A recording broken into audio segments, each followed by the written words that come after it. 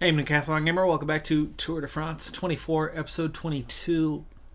I've made the national team. I don't think I would have made selection, but after the recent race victory at the Open Tour and a full point of progression, if not before, I'm definitely good enough now as I have been selected for my first World Championship appearance in just year 2.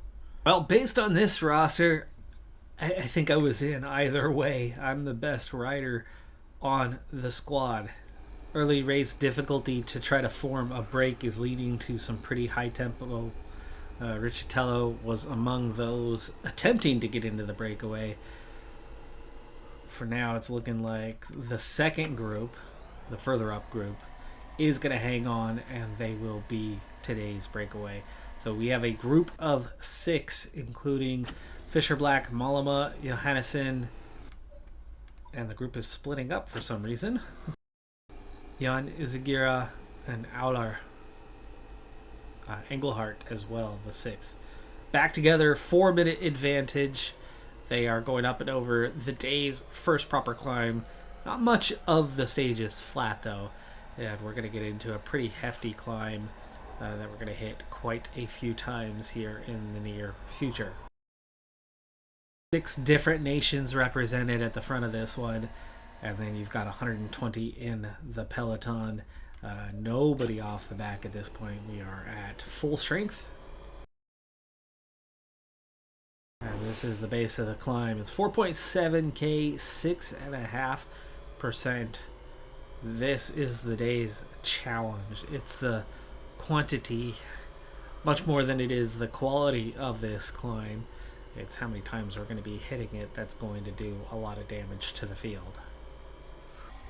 First feed zone, probably only helpful for the breakaway, who still have a 6+ minute advantage as we now hit the climb for the second time today. And I think we're entering the loop. Yes.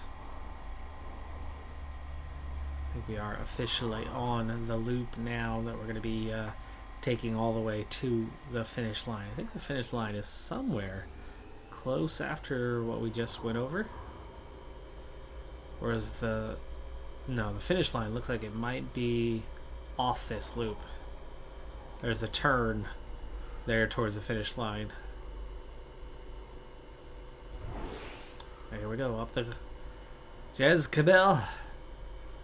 8.5k, 5.2% yet again. Tempo's definitely starting to increase, but that breakaway gap is increasing to them. They've been working hard here. 6 riders there. Everybody's contributing at least a little bit. Aular and Mollema doing a lot of the work, meaning they're probably not going to last too much longer, especially at the tempo. If we're setting a high tempo and they're managing to pull away, I could only imagine what the tempo is like in the breakaway. Inside 100 kilometers though, so it's definitely just about that time where we start reeling that thing in, and that's exactly what's happening as the gap's now down inside 6 minutes, and it's coming down pretty rapidly.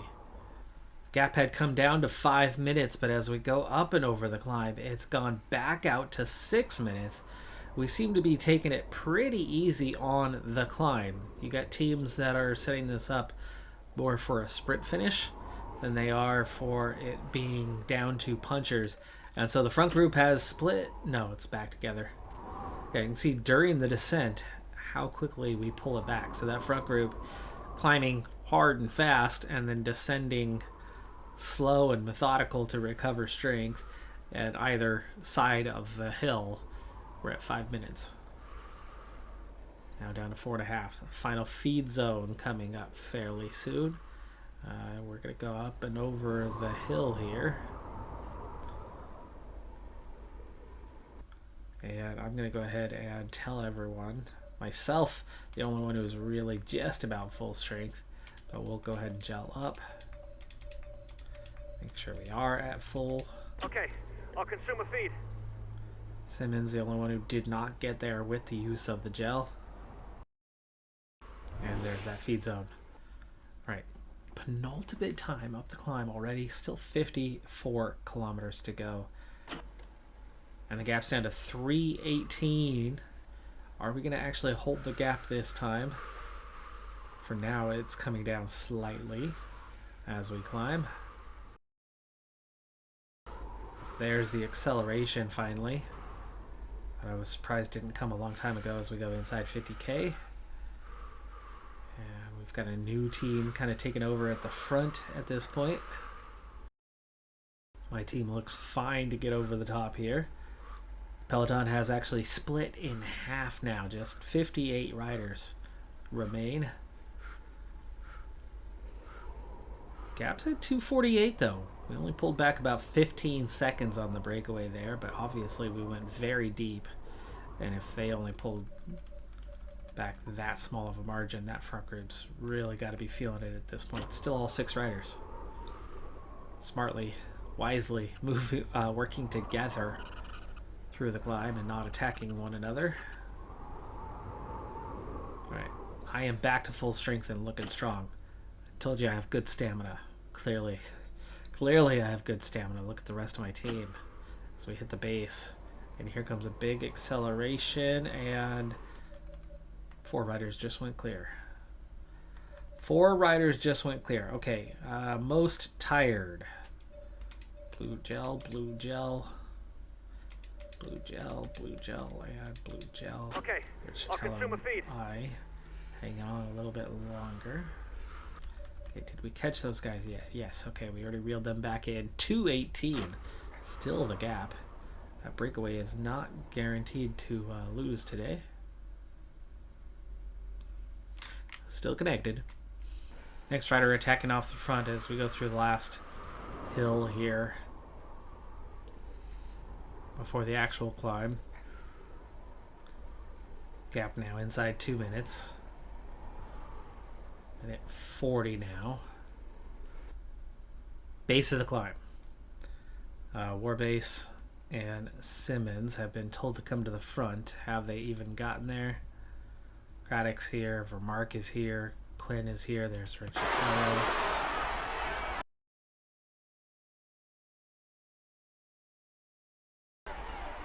Okay, we have separation.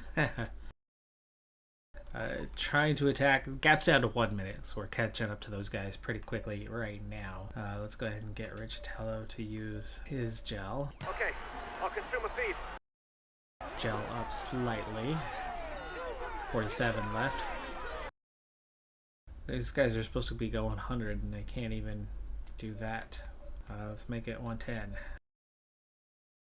As they're behind me, it's not much of a lead out. There they come through. Now at the 110. I'm trying to follow Craddock. I'm trying to follow Warbase and Simmons. There we go. They're making it hard. There's Van Aert. That was Van Aert who tried to attack there briefly. Roglic is here. Van Poel is here. The best riders are well placed. Let's gel up the rest of the way. Down to 27. Front group is also starting to split. Simmons is done. Warbase has already been dropped. I didn't even see that one happen. Go ahead and use your red gel. And actually tell all of my teammates to use their red gel. But let's tell Vermark. I'll go full out on the relay. Almost didn't latch onto the wheel there. Lost a bike length. Just following Pidcock. Just keeping a steady tempo right now as we go through this climb. Still behind those 5 riders. There goes Roglic. I'm going with. Watch out. Okay, he's riding 100. He's riding 100. Using that gel. Okay, we've caught the whole breakaway. They are behind us. 20 seconds with Pogacar plus 5. None of my teammates are left there. And Roglic is looking pretty dang tired. I'm going to try. This is the time to go solo. This is the time to go solo. We're going for it. Okay, that is all my red bar used up. I have plenty of energy. 17k to the finish, though, is a long ways to go yet. 9 seconds ahead of Roglic. 14 ahead of Evenepoel. Pogacar plus 2 more at 36. Mollema dropping back quick. He was in the breakaway, so the next closest rider, Geraint Thomas, minute and a half behind. Minute and a half advantage. But Roglic is just behind me, catching back up. Remember, my climbing legs are not as good as their climbing legs. The man at the front goes over the top of the Heiskebel. Nothing is decided. Okay, we've got the gap descent. is too narrow to We have predict got to victory. recover a little bit on the descent. Okay, here's Roglic. Here's Roglic. If you're going to beat somebody in a sprint, it's going to be him. We're going to follow.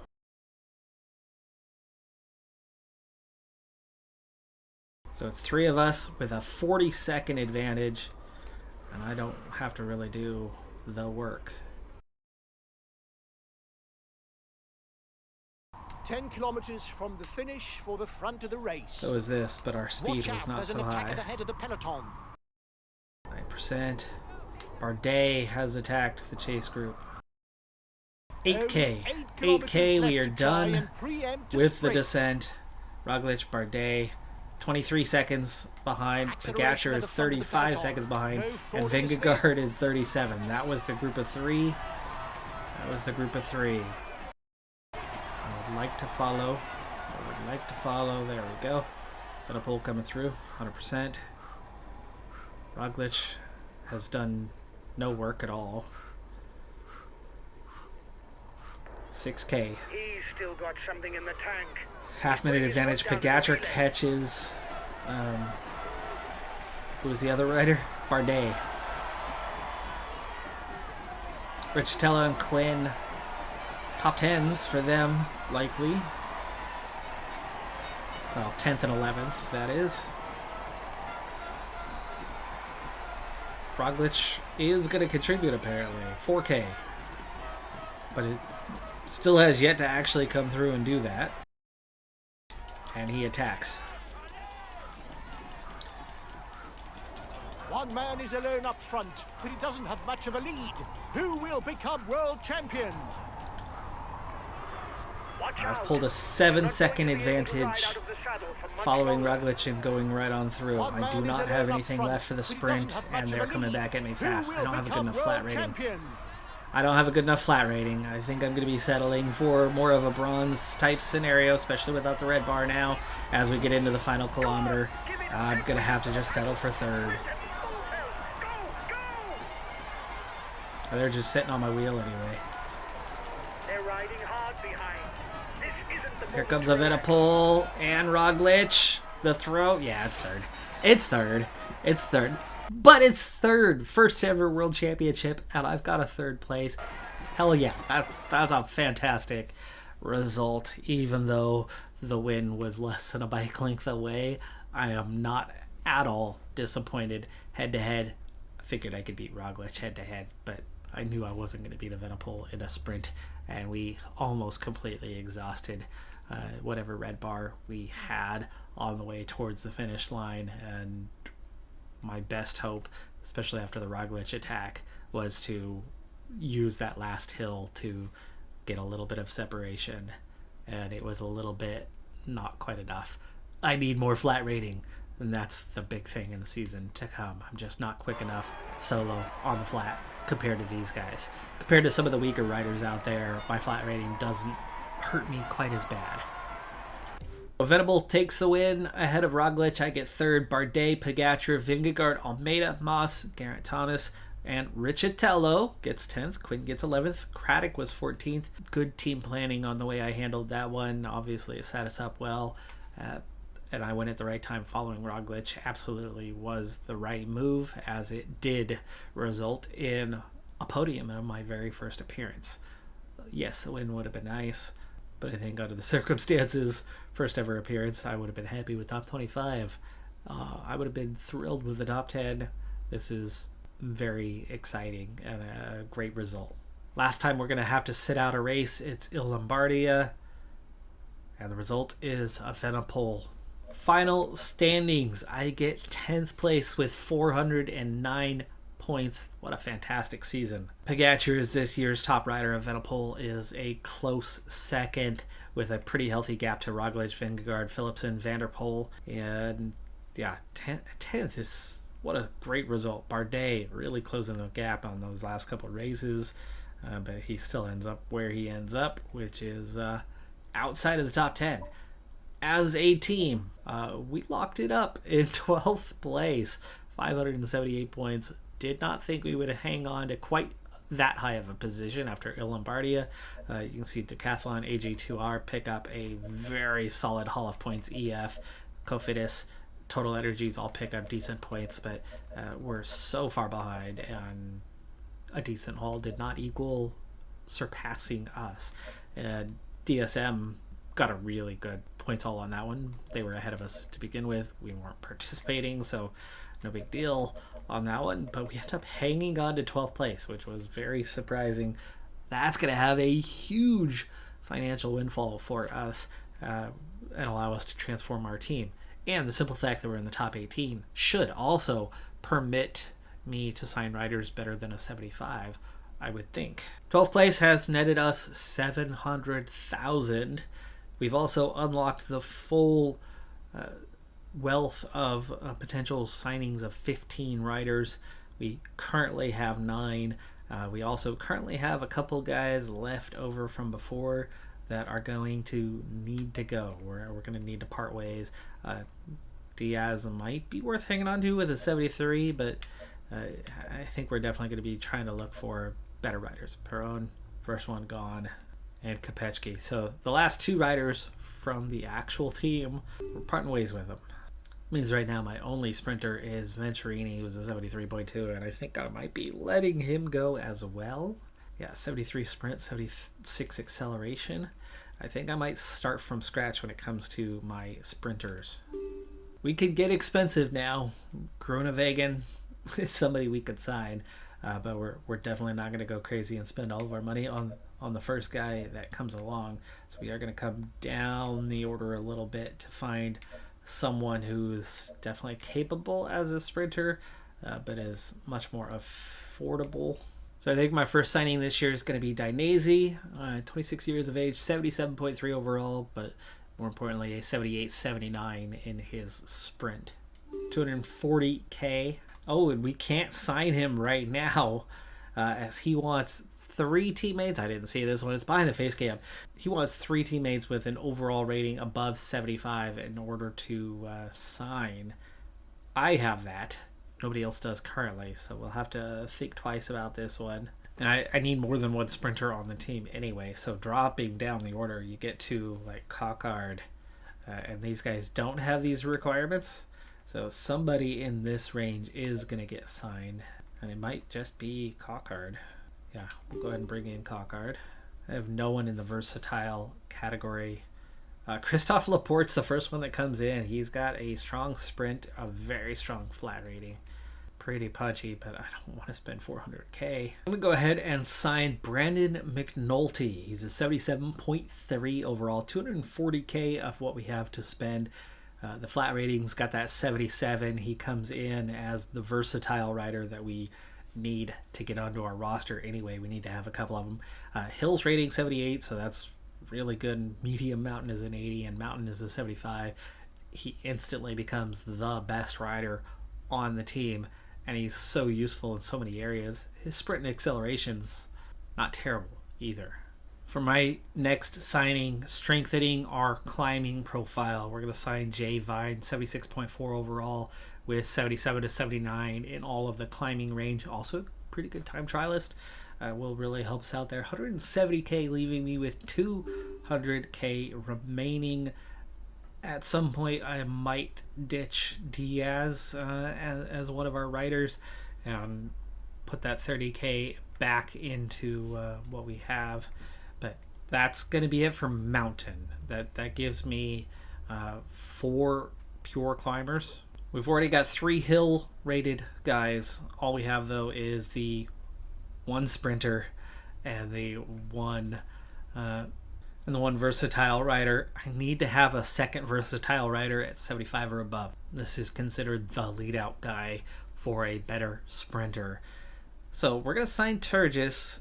That's 90k. I don't know what that leaves me with. It's 110k. That much I know, but Does that leave me with enough to get after a good sprinter? The answer is no. It could get us a Case Bull type, but it's definitely not a match for Cockard. Is 140k enough though to get? So Cockard at 76.4, 170k. We can't match that even if we get rid of Diaz. So it looks like it's going to have to wait another year. We've got 2 lead out guys. We've got a good sprinter, but nothing amazing in that front. So what to spend our last 110k on? Well, I don't think it's going to do much good to have a second sprinter at this point, though I certainly like Case Bull. By the way, my salary has increased to 180,000 this year, so it's gone up a lot from what it was. I think I was making that minimum, that 20k. Maybe I was making 30k in year 2.